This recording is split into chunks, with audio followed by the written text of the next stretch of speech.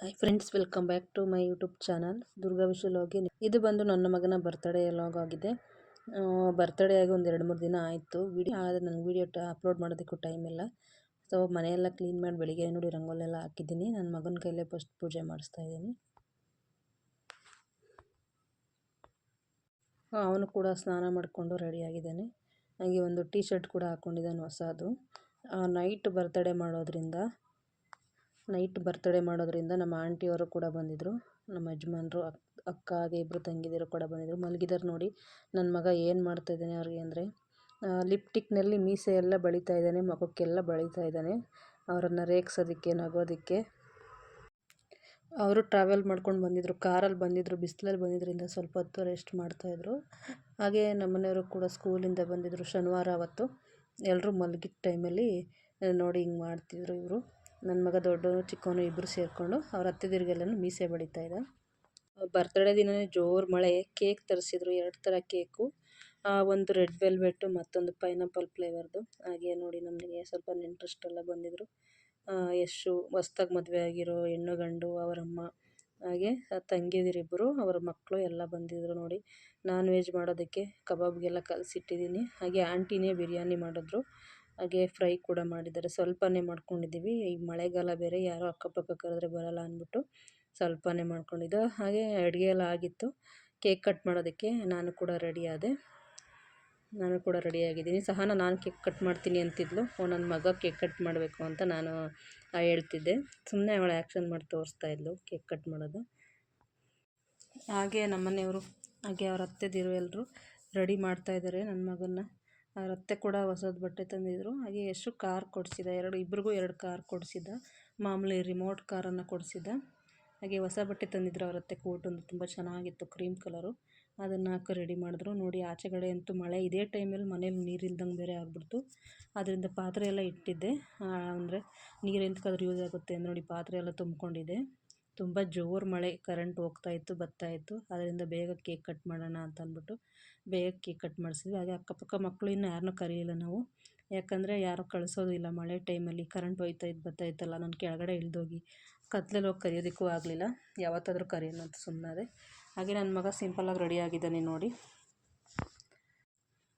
ಆಂಟಿಯವ್ರನ್ನೆಲ್ಲ ರೆಡಿಯಾಗ್ರಿ aunty ಅಂತ ಹೇಳಿದೆ, ಅವರು ರೆಡಿ ಆಗಲಿಲ್ಲ. ಎಂತಕ್ಕಮ್ಮ ಬೇಡ, ನೀವು ಅಮ್ಮಮ್ಮಗಳು ರೆಡಿಯಾಗ್ರಿ ಅಂತ ಅಂದರು. ಹಾಗೆ ದೊಡ್ಡವನು ಚಿಕ್ಕವನಿಗೆ ಇಬ್ಬರಿಗೂ ಕೂಡ ನಮ್ಮ ಮನೆಯವರು ಕೂಡ ಬಟ್ಟೆ ತಂದಿದ್ರು. ಇಬ್ಬರು 2 ಕೇಕು ಕಟ್ ಮಾಡಿದ್ರು.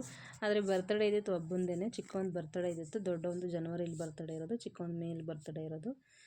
ಇಬ್ಬರು ಕೇಕನ್ನು ಕಟ್ ಮಾಡಿದ್ರು. ಹಾಗೆ ಇವರಪ್ಪ ಸ್ವಲ್ಪ ಹೊರಗಡೆ ಹೋಗಿದ್ರು, ಅಂದರೆ ಫೋನಲ್ಲಿ ಮಾತಾಡ್ಕೊಂಡು ಆಚೆ ಕಡೆ ಹೋಗಿದ್ರು. ನನ್ನ ಮಕ್ಳಿಗೆ ಬರ್ತ್ಡೇ ಅಂದರೆ ಏನೋ ಒಂಥರ ಖುಷಿ ಅವಳಿಗೆ. ಅವ್ರ ಖುಷಿನೇ ನಮಗೆ ಖುಷಿ. ಅವ್ರು ಹುಟ್ಟಿದಾಗ್ಲಿಂದ ಇಲ್ಲಿವರೆಗೂ ಅಷ್ಟೇ ನಾವು ಬರ್ತ್ಡೇ, ಪ್ರತಿ ವರ್ಷ ಬರ್ತ್ಡೇ ಅಂತ ತಪ್ಪದೇನೆ ಮಾಡ್ತೀವಿ. ತುಂಬ ಚೆನ್ನಾಗಿ ಕೂಡ ಮಾಡ್ತೀವಿ. ನಮ್ಮ ಮಕ್ಕಳು ನಮ್ಮ ಮನೆಯ ಅದೃಷ್ಟ. ಅವ್ರು ಹುಟ್ಟಿದ ಮೇಲಿಂದ ನಮಗೆ ದೇವರು ಯಾವ ತೊಂದರೆನೂ ಕೊಟ್ಟಿಲ್ಲ, ಒಂದು ಬಡತನ ಕೊಟ್ಟಿಲ್ಲ, ಒಂದು ದುಡ್ಡು ಕಾಸಿಗೆ ಯಾರ ಹತ್ರನೂ ಕೈ ಚಾಚುವಾಗೂ ಕೊಟ್ಟಿಲ್ಲ. ಅವ್ರು ಹುಟ್ಟಿದ ಗಳಿಗೆಯಿಂದ ನಮಗೆ ತುಂಬಾ ಒಳ್ಳೆಯದಾಗಿದೆ. ಆದ್ದರಿಂದ ನಮ್ಮ ಮಕ್ಕಳು ನಮ್ಮ ಸೌಭಾಗ್ಯ. ಹಾಗೆ ನಮ್ಮ ಮಕ್ಕಳು ಚೆನ್ನಾಗಿರಲಿ ಅಂತ ಕೂಡ ನಾವು ಯಾವತ್ತೂ ದೇವರಲ್ಲಿ ಬೇಡ್ತಾ ಇರ್ತೀವಿ. ಅವ್ರಿಗೆ ಆಯಸ್ಸು ಆರೋಗ್ಯ ಕೊಟ್ಟು ಕಾಪಾಡಲಿ, ಸದ್ಬುದ್ಧಿ ಕೊಟ್ಟು ಕಾಪಾಡಲಿ ಅಂತ ದೇವ್ರ ಹತ್ರ ಯಾವತ್ತೂ ಕೇಳ್ತಾ ಇರ್ತೀವಿ.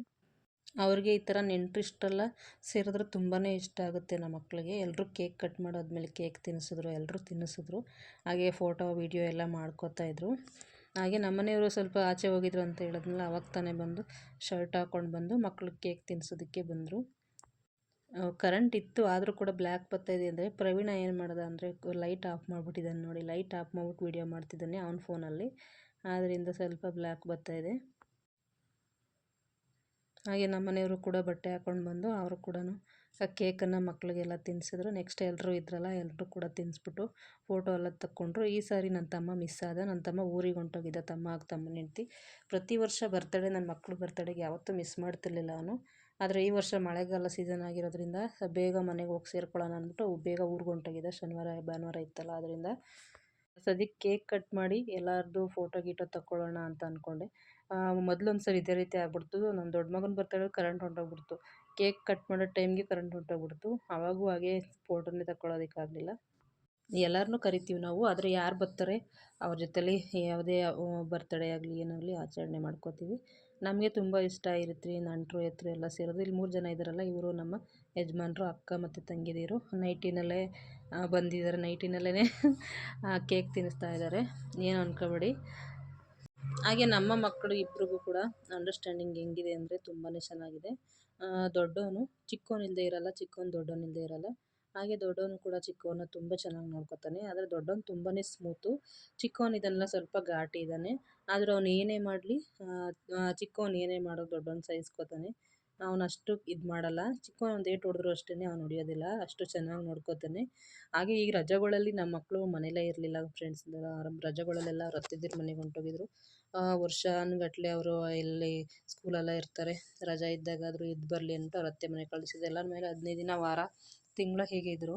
2 ತಿಂಗಳು ರಜದಲ್ಲೂ ಕೂಡ ಅವ್ರ ಅತ್ತೆ ಮನೆಯಲ್ಲೇ ಇದ್ದರು. ಅವಾಗ ಅಷ್ಟು ನನ್ನ ಮಕ್ಕಳು ತೀಟೆ ಆಗಿದ್ದರೆ, ಅಂದರೆ ಗಲಾಟೆ ಮಾಡೋದು ಆ ಥರ ಎಲ್ಲ ಆಗಿದೆ, ನಾವು ಕಳಿಸ್ತಾನೆ ಇರಲಿಲ್ಲ. ತುಂಬ ಸ್ಮೂತು ಕೂಡ ಅವರು. ಹಾಗೆ ಏನು ಅಷ್ಟೇ, ಏನು ಕೇಳೋದು ಇಲ್ಲ, ಏನು ಮಾಡಿರ್ತೀವಿ ಅದನ್ನೇ ತಿಂತಾರೆ. ಹಾಗೆ ಏನು ಬೇಕು ಅಂತ ಕೇಳೋದು ಇಲ್ಲ. ತಿಂಡಿ ಬೇಕು ಅಂದರೂ ಕೂಡ ನಾನ್ಸ್ಕೊತಾರೆ ಹಂಗೆ. ನಮ್ಮ ಮನೆಯವರು ಮುಖನೂ ತೊಳೆದಿರಲಿಲ್ಲ, ಹಾಗೆ ಬಟ್ಟೆ ಹಾಕ್ಕೊಂಡು ಹಾಗೆ ಬಂದರು. ಲೈಟ್ ಆಫ್ ಮಾಡಿದ್ರಿಂದ ವೀಡಿಯೋ ಅಷ್ಟು ಕ್ಲಿಯರ್ ಇಲ್ಲ, ಬ್ಲ್ಯಾಕ್ ಬರ್ತಾಯಿತ್ತು. ಹಾಗೆ ಬರ್ತಡೇ ಎಲ್ಲ ಆಯಿತು. ಕೆಳಗಡೆ ಮನೆಯವ್ರಿಗೆ ಒಂದು ಮನೆಯವ್ರಿಗೆ ನಾನು ಊಟ ಕೊಡಬೇಕಿತ್ತು. ಹಾಗೆ ಊಟ ಕೊಟ್ಟು ಬಂದೆ. ನನ್ನ ಫ್ರೆಂಡ್ ಹರ್ಷಿತಾ, ಅವ್ರ ಮನೆಗೆ ಊಟ ಕೊಟ್ಟು ಬಂದು ಎಲ್ಲರಿಗೂ ಊಟ ಬಡಿಸಿದ್ದೀನಿ. ಈಗ ಎಲ್ಲರಿಗೂ ಊಟ ಬಡಿಸಾದ್ಮೇಲೆ ನಾನು ಕೂಡ ಕೂತ್ಕೊತೀನಿ. ನಾನು ಕೂತ್ಕೊಂಡು ಊಟ ಮಾಡ್ಕೊತೀನಿ. ಯಾಕಂದರೆ ಹಾಗೆ ಲೇಟಾಗಿತ್ತು, ಕರೆಂಟ್ ಹೋದರೆ ಅಂತ ಅಷ್ಟೇ. ಎಲ್ಲರದ್ದು ಅರ್ಧ ಊಟ ಆಗಿದೆ. ಆಮೇಲೆ ನೆಕ್ಸ್ಟು ನಾನು ಮತ್ತು ಸಹನಾ ಇಬ್ಬರು ಊಟ ಮಾಡಬೇಕು. ಫುಲ್ ಎಲ್ಲರಿಗೂ ಬಡಿಸಾದ್ಮೇಲೆ ನಾವು ಮತ್ತು ಅವಳು ಊಟ ಮಾಡೋದು.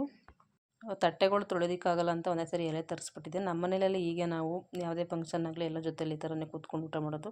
ಫಸ್ಟ್ ಬಡಿಸ್ಬಿಡ್ತೀವಿ, ಆಮೇಲೆ ನೆಕ್ಸ್ಟು ಊಟ ಮಾಡಿದವ್ರು ಬಂದು ನಮಗೆ ಬಡಿಸ್ಕೊಡ್ತಾರೆ. ನೋಡಿ, ಟಾರ್ಚ್ ಕೂಡ ಪಕ್ಕದಲ್ಲೇ ಇಟ್ಕೊಂಬಿಟ್ಟಿದ್ದೀವಿ, ಕರೆಂಟ್ ಏನಾದರೂ ಹೋದ್ರೆ ಅಂತ ಅಂದ್ಬಿಟ್ಟು. ಕಬಾಬೆಲ್ಲ ಬೇಯಿಸಿ ಮೊದಲೇ ಇಟ್ಕೊಂಡಿದ್ದೋ, ಸ್ವಲ್ಪ ಬಿಸಿ ಇದ್ದು ಆರ್ಕೊಂಡಿತ್ತು.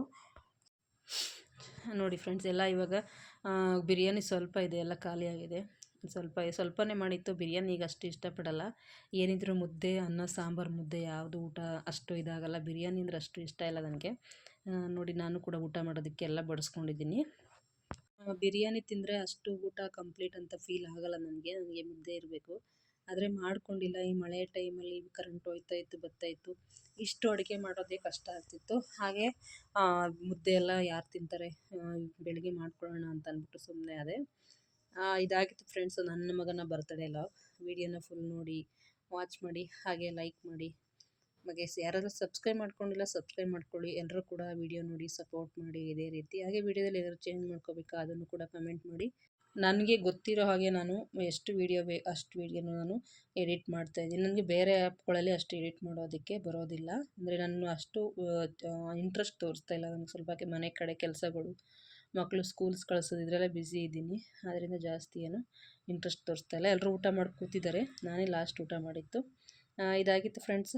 ಹಾಗೆ ನೋಡಿ, ಆಂಟಿದಿರು ಬರ್ತಡೇ ಆದಮೇಲೆ ಮಾರ್ನಿಂಗ್ ಬೆಳಿಗ್ಗೆನೇ ಹೋಗಿದ್ದಾರೆ ಮಾವಿನಕಾಯಿನೆಲ್ಲ ಕಿತ್ಕೊಂಬರೋಕ್ಕೆ. ನಮ್ಮ ಮನೇಲಂತೂ, ನಮ್ಮ ಕಡೆ ಅಂತೂ ಮಾವಿನಕಾಯಿ ಅಂತೂ ಬಿದ್ದಿದೆ ಜಾಸ್ತಿ. ಎಲ್ಲ ಊರಿಗೆ ತೊಗೊಂಡೋಗೋಣ ಅಂದ್ಬಿಟ್ಟು ಎಲ್ಲರೂ ಮಾವಿನಕಾಯಿ ಕಿತ್ಕೊಬಂದು ಅವ್ರ ಬ್ಯಾಗ್ಗಳಿಗೆ, ಚೀಲಗಳಿಗೆ ಹಾಕೋತಾಯಿದ್ರು. ಅದು ನೋಡೋದಕ್ಕೇ ಒಂಥರ ಖುಷಿ ಆಗ್ತಾಯಿತ್ತು. ಎಲ್ಲರೂ ಒಂದೊಂದು ಥರ ಮಾವಿನಕಾಯಿ ತಂದಿದ್ರು ಫ್ರೆಂಡ್ಸ್, ಎಲ್ಲರೂ ಅಷ್ಟೇ. ನೋಡಿ ಎಷ್ಟೊಂದು ಮಾವಿನಕಾಯಿ ಅಂತಂದರೆ ಎಲ್ಲರೂ ಊರಿಗೆ ತೊಗೊಂಡೋಗೋದಕ್ಕೆ. Thank you. ವಿಡಿಯೋ ನೋಡಿದ್ದಕ್ಕೆ ಧನ್ಯವಾದಗಳು.